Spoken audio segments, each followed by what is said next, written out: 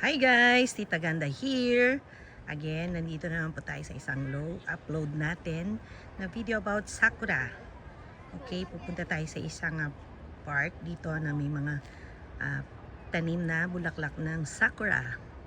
Okay, paakyat tayo ngayon sa isang park here na punong-puno ng mga puno.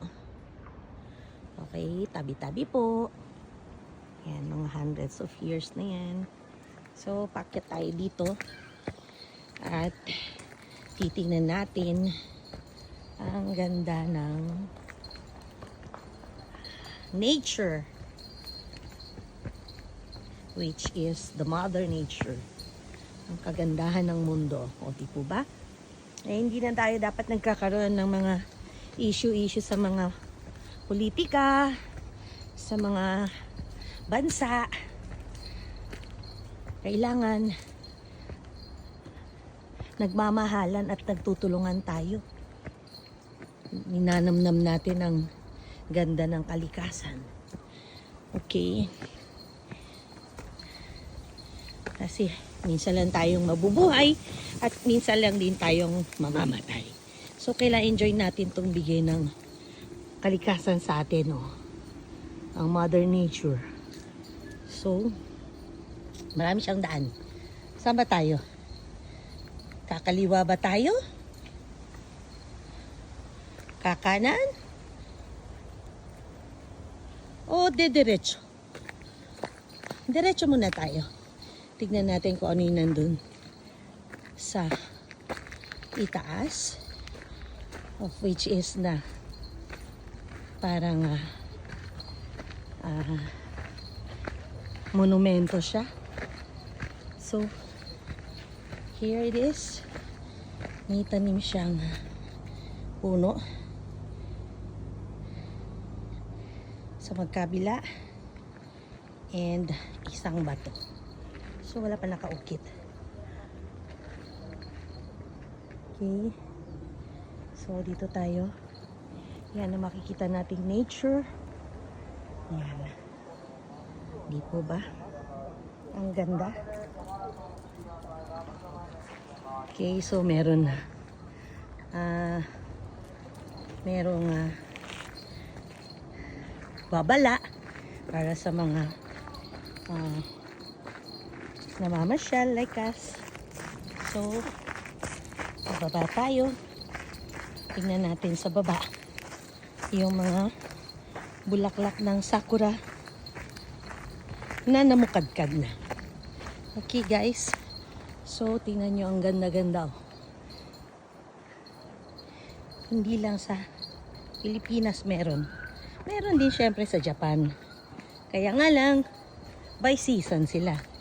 Sa isang taon meron silang 4 na season, which is spring, summer, autumn, and winter. So, ngayon, springtime tayo. So, mananamnam natin ang ganda ng pamumukadkad ng cherry blossom, ang sakura. So, guys, yan, diba? Namnamin natin ang ganda ng kalikasan. Okay? Okay, bababa tayo sa isang hagdan. Papunta pa rin sa cherry blossom place ng sakura. Okay? Babaybayin natin to. Guys, mga magandang nilalang. Titingin pa rin tayo ng magandang tanawin. Yan. Ang mga punong naglalakihan. Yan. So, see? Okay. So guys, ito yung kanyang karatula, which is nagsasabing may masasarap na pagkain dito. May 5,500 yen cost, 2,700 yen cost, 3,500 yen cost, and 1,650 yen cost. So, may samot-sari sila mga seafoods, and masarap talaga. Pati presyo masarap din. Okay guys, tuloy po tayo. Ito ang first na sakurang nakita natin ngayon sa park na to, which is combination of light pink and dark pink. Okay, so hindi pa siya masyadong namumukadkad.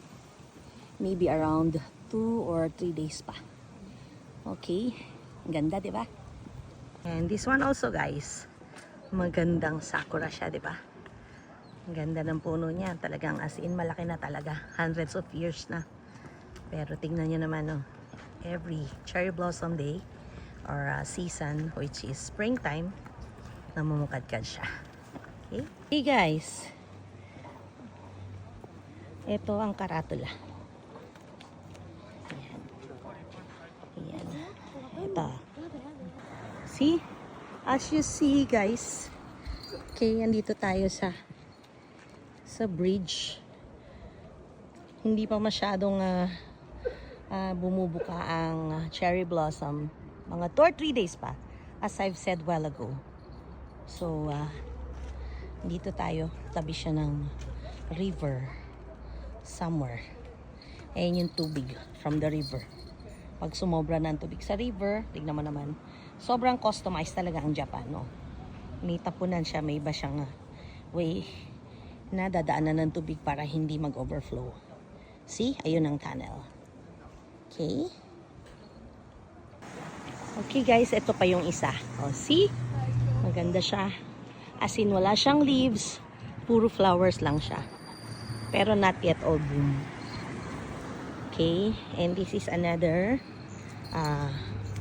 flower, kind of flower na